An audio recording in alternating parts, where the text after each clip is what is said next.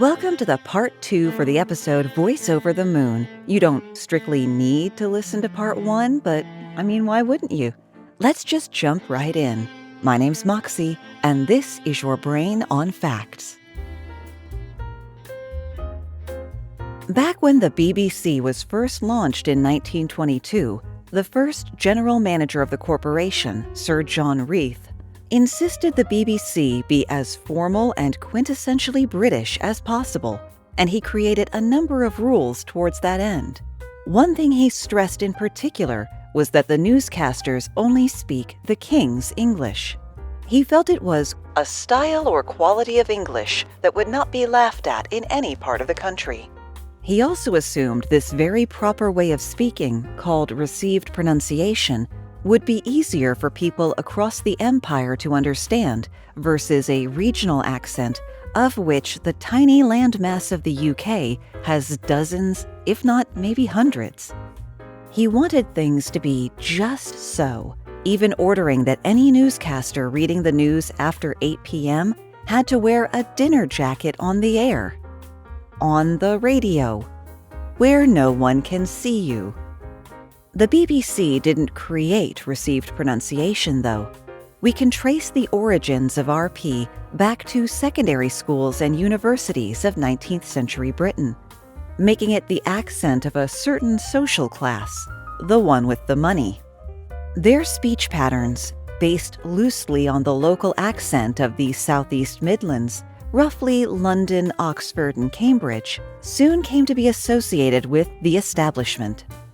Although one of Reith's goals in using RP was to appeal to the widest audience possible, many listeners felt alienated by the broadcasts being beamed into their home because of this upper-class accent being used. Despite this, newscasters were required to use received pronunciation right up until World War II. Why change it during the war? I'm sure they had a lot of bigger and more important things to do. Well, the Ministry of Information was worried about Nazis hijacking the radio signal. During World War II, Nazi Germany invested a lot of time and money to train spies and propagandists to speak using perfect received pronunciation so they could pass as British. If they pulled it off, the Nazis could potentially issue orders over the radio in a thoroughly convincing and official-sounding newscast. Therefore, the BBC began to hire newscasters possessed of broad regional accents that would be more difficult for the Germans to copy, and as a bonus, might help them appeal more to the common man. The first person to read the news on the BBC with a distinct regional accent was one Wilfred Pickles in 1941. This is the BBC Home and Forces programme. Here is the news. This is Wilfred Pickles reading it. That wasn't actually Wilfred Pickles. I hired a fellow voiceover artist out of Britain to do that. The public trusted that Wilfred Pickles was British and not German, but they didn't trust or simply couldn't ignore his accent to pay attention to a word he said.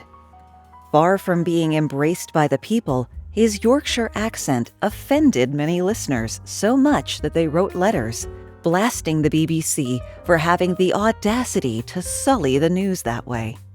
Nonetheless, after the end of World War II, the BBC continued to loosen its guidelines and began to hire more people who spoke with the respective accent of the region the broadcast was being made in. That said, the BBC does continue to select newscasters with the most mild accents possible for international broadcasts. You can't please everyone, but if you can get in good in the voice work industry, you can do a staggering amount of work. Here are some examples, pulling only from the cast of my favorite TV show, Futurama. You might say my husband and I are fans. We had a Hypnotoad wedding cake. Hit me up on the social media. Facebook and Instagram, Your Brain on Facts, Twitter, Brain on Facts Pod, TikTok, because I have to, Moxie LaBouche, and let me know if you want to see it.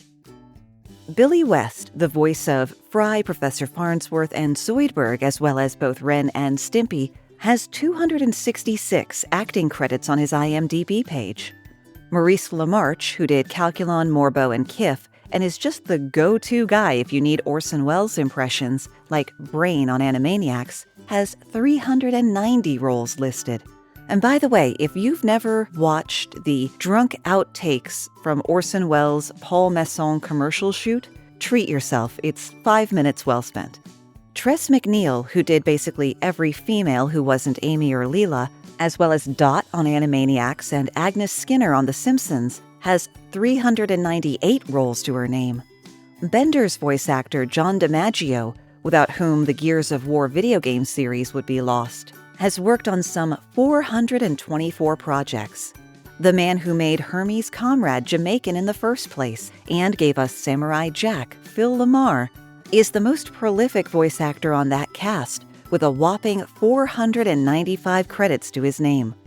Still, he falls short of the resume of Rob Paulsen, who did the voices of Yakko and Pinky on Animaniacs, and other examples you'd recognize, too numerous to list here, because his IMDb page lists over 540 credits. Paulsen does still trail behind Tara Strong, though. The actress who voiced Bubbles on Powerpuff Girls, Raven on Teen Titans, and Timmy on Fairly Odd Parents has 609 roles to her 35-year career, or about an average of 17 jobs a year. 17 jobs in a year may not sound impressive, but have you ever tried to get one acting job? Even with all her blandishments, Strong still can't hold a candle to the man whose voice I can identify from 2 rooms away, which is odd considering how poorly I hear. A man who will always be Spike Spiegel from Cowboy Bebop, no matter what he's playing in, Steve Bloom, who has racked up 798 voice roles. In fact, between me writing that and you hearing it, he's probably gotten over 800. And those are just a sampling of voice actors I can name off the top of my head.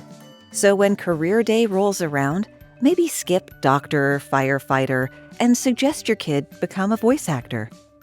Some might need reassurance that you're not pushing them toward voice work because they might not be naturally suited to on camera. Not everyone who does voice work has a face for radio, as they used to say. I put pictures of all of the cast from Futurama and the other names that I mentioned up on the Vodacast app so you can see for yourself. The Vodacast app is a really cool podcast player that allows creators like me to add a bunch of supplemental information so I can show you pictures or link to videos, all the stuff that I would show you if I was telling you this in person. It's still in early launch, but you can get the Vodacast app for both Android and Apple. I'll even throw in a picture of Pedro Pascal recording his lines for The Mandalorian holding a pillow because The Mandalorian is holding Baby Yoda in the scene. I know that's not his name. I don't care. Now you might be saying to yourself, sure, that sounds like a sweet gig. You walk in, you say a couple of sentences, and you cash the check. Oh, my sweet summer child. If it was that easy, everyone would do it. For starters, there is no got it in one take in voice acting.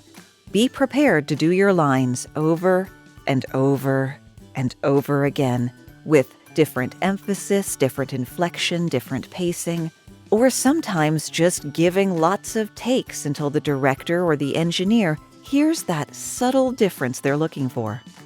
And bonus fact, the feeling you get when you say a word or phrase so many times that it stops sounding like a word and just becomes kind of a meaningless noise is called semantic satiation. Now, you may be in a booth all day, or as I like to call it, the small padded room where I talk to myself, but that doesn't mean it won't be physically taxing. Actors dubbing anime in particular are required to do a lot of screaming. Chris Sabat, who voices Vegeta in the Dragon Ball series, says that even with a background in opera and the vocal control that taught him, I will literally be sick the next day. I'll have flu-like symptoms because you have used so much energy and use up so much of your voice to put power into those scenes that it'll make you sick. That's not an exaggeration. I will be bedridden sometimes after screaming for too long. I totally get that. You know what I get and totally dig? Folks that take the time out of their day to review the podcast. This one comes from Dr. Trixie, who I swear I've read a review from before, but just can't be asked to scroll all the way back and find out. Who says, "We love the podcast and can't wait until each one comes out. Happy to support her on Patreon as well. So few podcasts are really good. This one is always outstanding." Thank you very much for that, Dr. Trixie. Speaking of the Patreon, I have something really exciting coming next week. I just did a special episode with Javier Leyva from the Pretend and Criminal Conduct podcasts. If you've never heard Pretend, it's one of my Drop Everything podcasts. I just love it. I never thought I would get to work with him. We did an episode that doesn't fit the format of either of our shows, and we're both going to run it. It came out just over an hour long, so I'm going to run the first half for next week's episode, but the second half will only be at patreon.com/yourbrainonfacts for all supporter levels. And that's in addition to the regular monthly bonus episodes. If you want to help the show by wearing your love of Your Brain on Facts on your sleeve, there's always our merch store on TeePublic, which you can get to at yourbrainonfacts.com/merch. But of course, the best way to help a podcast is to tell people about it, which brings me to possibly the most important message in today's show, #moxiemillion. Your Brain on Facts turns 4 years old. What a precocious little scamp. On February the 27th. The show is currently sitting just north of 930,000 total downloads. I want to see this show get to 1 million downloads before its birthday, and I know we can do it. So share a fact you've learned on the show, whether this week's episode or something from the back catalog. Share it on your social media, and be sure to include the hashtag moxiemillion. So it's MOXIEMILLIO and no S, singular, moxiemillion. And I'll be tracking that hashtag to give out t-shirts and assorted merch. I'm going to 3D print some puzzles. I don't even know what I'm going to do. And of course, I do still have some copies of the Your Brain on Facts book that I could send people. So help the show get to 1 million downloads before the end of February. Get some prizes. #moxiemillion. But you've got nothing to worry about if you can't find a gig. Remember how I rattled off all those actors who've had hundreds of roles each? That's because in rough figures, 5% of actors get 95% of entertainment-based work. So unless you're already Tara Strong or Phil Lamar, noteworthy roles will be hard to come by. But don't despair, because there's a lot of VO in the world that isn't cartoons and dubbing movies. And there's money to be made. For example, you might get paid by the word, as well as by the tag. A tag is a part of a recording that can be swapped out, like recording a commercial and also recording the tags "coming soon," "opening this Monday," and "now open." The client gets 3 different commercials from one recording session, so you get more money. Assuming the client actually orders the session, you may find yourself on standby, or avail, as it's called in the industry. You may be asked to set aside a few hours or even whole days for a recording session, but the client isn't actually obligated to use you during that avail time, and you can't take any other bookings because you're contractually obligated to be available for them. But it is a job you can do in your PJs, and I do, and that's always a plus. Even though no one can see the actors, voice work does still use props and accessories. While computers can be used to speed up or slow down dialogue, which is more of a concern when dubbing animation where the visuals are already done and set in stone, certain vocal changes can be easily achieved using random items in the studio. If the character is in a hollowed-out tree, I might stick my head in a wastebasket. Veteran voice actor Corey Burton told Mental Floss, "If it doesn't sound quite right, I can throw in some wadded-up Kleenex for better acoustics." Burton, like Mel Blanc, prefers to eat real food when the moment calls for it. They want you sometimes to just go nom nom nom. No, I want a carrot, a cookie. I don't want to make a dry slurping noise when I could be sipping a drink. Pencils also play an important role. Not for making notes on the script or creating any sort of convincing sound effect, though absolutely they can be used for that. The plague of performers is plosives. You've probably heard them on other podcasts, and you've definitely heard them here. A plosive is the noise you get when making a consonant that is produced by stopping the airflow using the lips, teeth, or palate, followed by a sudden release of air. It's called popping your peas, since that's the worst culprit. A round mesh screen in front of the mic can help, but the old-school trick to stop plosives actually uses a pencil. If you're getting pea pops on the recording, voice actors will hold a pencil or similar linear object upright against the lips. This disrupts the airflow enough to avoid the giant sharp spike in the sound wave. Now, if only there were some cheap and easy trick to get rid of mouth clicks and lip smacks. You've probably heard them on this podcast too. But for every one you notice, I probably cut out 20. As a voice actor, the most surefire way to avoid those mouth noises is good hydration. As a client, the surefire way to avoid mouth noise is to use a computer-generated or AI voice. Now, this is a sticky wicket in the VO community, a real burr under a lot of saddles. Whenever it comes up in message groups, a third of people turn into South Park characters. They took our jobs! Yeah, I won't get too insider baseball here, but here's the scoop. AI voices are cheap, fast, and they're getting really good. Have you ever gotten a robodialer call where it took you a moment to realize it wasn't a real person? There are companies offering entire audiobooks in AI voices. There's even an AI voice that can cry. So why am I not bothered? The way I see it, the people who will buy the cheapest possible option, in this case an AI voice, we're always going to buy the cheapest possible option. And invariably, the cheaper the client is, the more working with them makes you regret even starting your business in the first place. It's an irony a lot of freelancers and small business owners are all too familiar with. The $5,000 client pays you the day after you submit the invoice. The $50 client makes you hound them for 6 weeks, and then they say they want you to do it over again or come down on your price. So I'm fine with letting those buyers do the AI voices.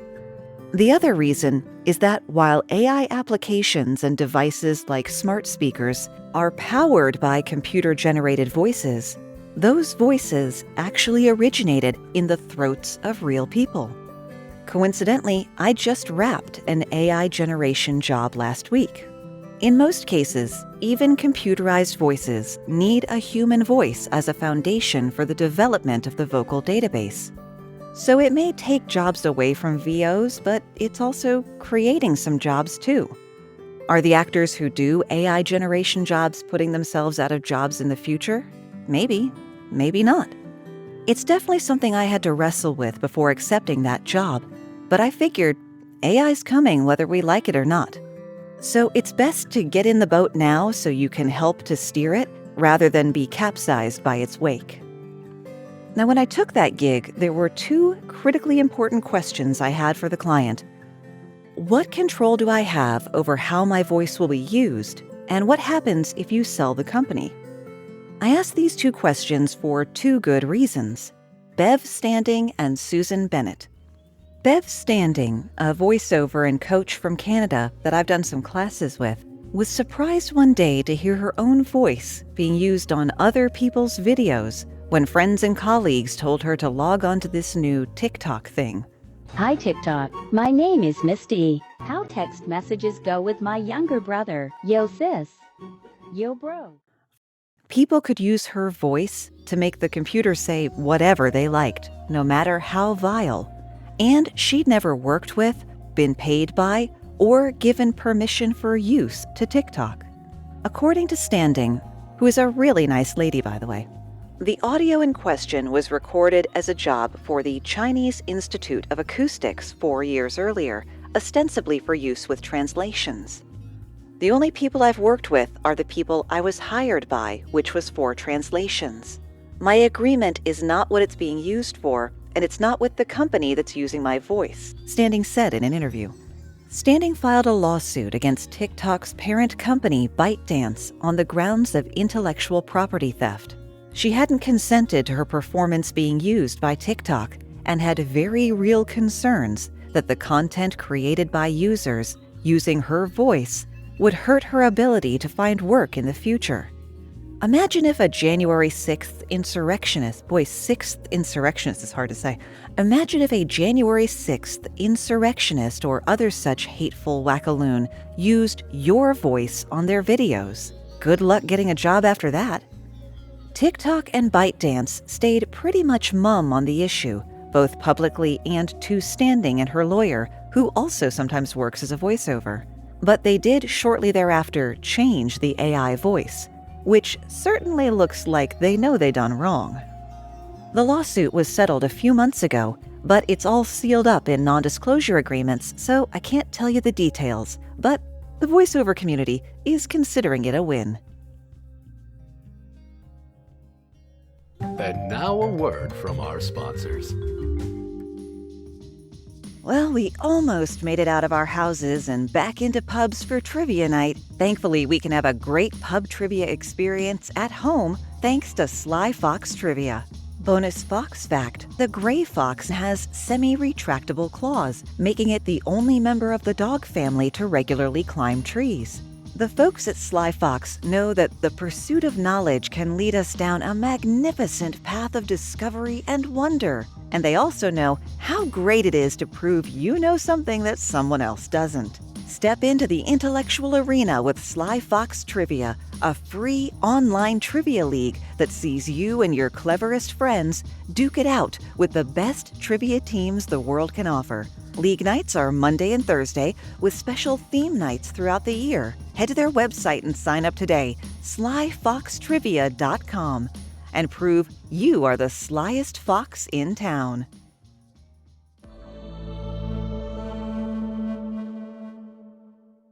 You made it through the holidays, but now we have to slog through the winter when it can be really hard to take care of yourself. Fresh fruits and vegetables tend to leave our diets, and we're just not getting the vitamins and antioxidants we need. Luckily, there's Sambucol. Sambucol is the original black elderberry supplement. Now, I'm kind of a big fan of elderberries. We have an elderberry tree that we planted just outside our front door. Black elderberries are a natural source of vitamins C, E, and A, and have more free radical-fighting antioxidants than cranberries, blueberries, or pomegranates. But my favorite part about it is all the different ways you can take it. They have gummies, which are super tasty and nice and tart, a syrup, which goes lovely in a cup of chamomile tea, and if you go to SambucolUSA.com and use the code BRAIN15, you get 15% off your next order of $9.99. SambucolUSA.com, offer code BRAIN15.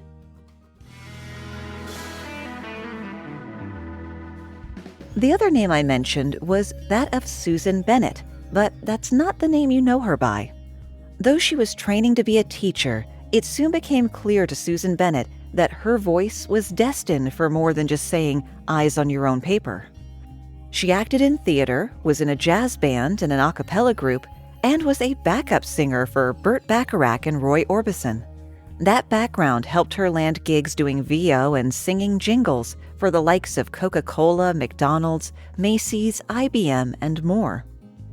In 1974, she became the voice of First National Bank of Atlanta's Tilly the All-Time Teller, one of the first bank ATMs. Her voice helped make automatic teller machines more user-friendly to a public largely unfamiliar with computers. Bonus fact, one of the earliest ATMs in New York City printed the security picture of the user on the receipt. According to the man who sold them to the bank, the only people using these machines were prostitutes and gamblers who didn't want to deal with tellers face-to-face. Or it could be the hours they keep. I can neither confirm nor deny this, but I'd like to think that sex workers are the underappreciated early adopters that help the rest of us to be able to hit the cash machine on the way out of town, or the Mac machine as my mom called it well into the 90s. Bennett also became the voice of Delta Airline announcements, GPS, and phone systems. But even with all that, that's probably not where you know her voice from. Hey Siri, how big is the Serengeti? Shall I search the web? Susan Bennett was the original voice of Siri on the iPhone, but she never actually worked for Apple. In 2005, she recorded a wealth of words and wordy-sounding noises for a company called Scansoft or Nuance. I've seen both listed, and I'm not sure which it is. For half the workday every day in July 2005, Bennett was holed up in her home studio saying thousands of phrases and sentences of mostly to complete nonsense, which the Uber geeks, as she called them, can use for generating AI speech. According to Bennett, I was reading sentences like, cow hoist in the tub hut today, militia oi hallucinate bakra okra ooze. Then I would read these really tedious things that were the same word but changing out a vowel. Say the shrading again, say the shreeding again, say the shriding again. These snippets were then synthesized in a process called concatenation that builds words, sentences, and paragraphs. The job was done, the check had cleared, and life went on. Then 2011 rolled around, and Siri was unveiled as an integrated feature in Apple's iPhone 4S. The actors who'd worked for Nuance had no idea until well after it happened. Bennett found out that her voice was actually Siri after a friend emailed her, "Hey, we've been playing around with this new Apple phone. Isn't this you?" Apple had purchased SoftScan or Nuance and all of its assets. Apple bought our voices from Nuance without our knowing it. As a voice actor, this turn of events was problematic for a few reasons. Typecasting and stereotyping, for one. The downside of being successful in a role is that that's all people want you to be after that, like Sean Bean in a character that dies. So Bennett kept her identity close to her vest until 2013, when Apple switched voices.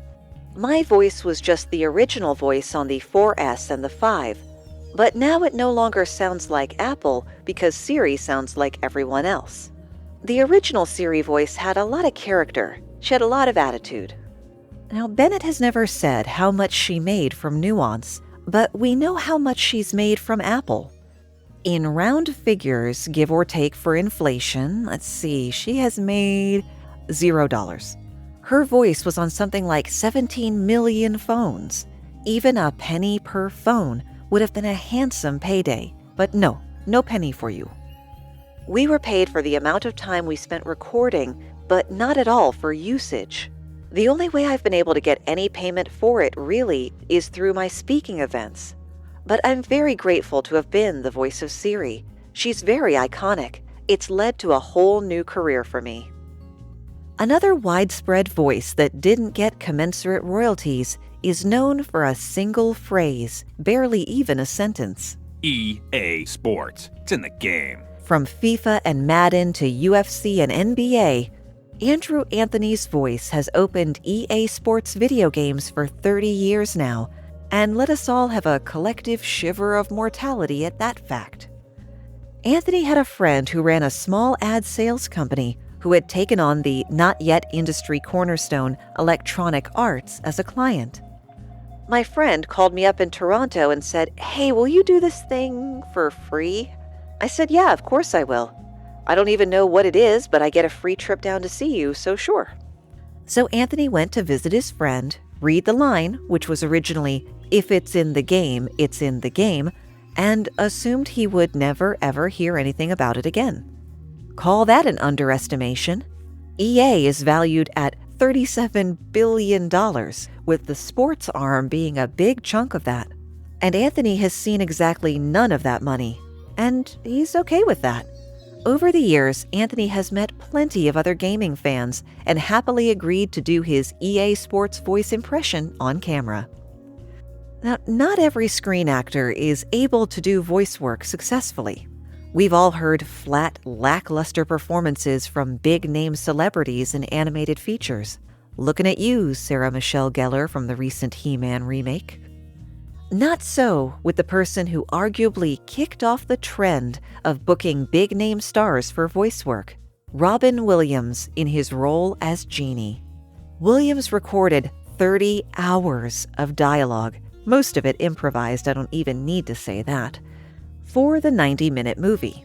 He took the role for 9% of the fee he normally commanded, on the condition that the recordings not be used to merchandise products. He wanted to, quote, leave something wonderful behind for his kids. And that's where we run out of ideas, at least for today. Here's the end of the story from the beginning of part 1. So a woman working at the company that would become America Online overheard her boss saying he wanted a voice to notify people when they received email, and she volunteered her husband. I recorded it on a cassette deck in my living room, Elwood Edwards told the New York Post. Most people think I'm retired and own an island. Instead, he works at WKYC-TV from 3:30 to noon and drives an Uber from noon to 6. In 2014, Edwards told CNBC that he likes to prank people by standing behind their computers and booming out, "You've got mail." He's not bothered by not getting any royalties, so I guess we shouldn't be either. Remember, you can always find the script for the show and the links to the source material at yourbrainonfacts.com. Thanks for spending part of your day with me, and stay safe. And remember, I'm available for all your voice work needs, from a tiny phone message to a long training module. Visit moxielabouche.com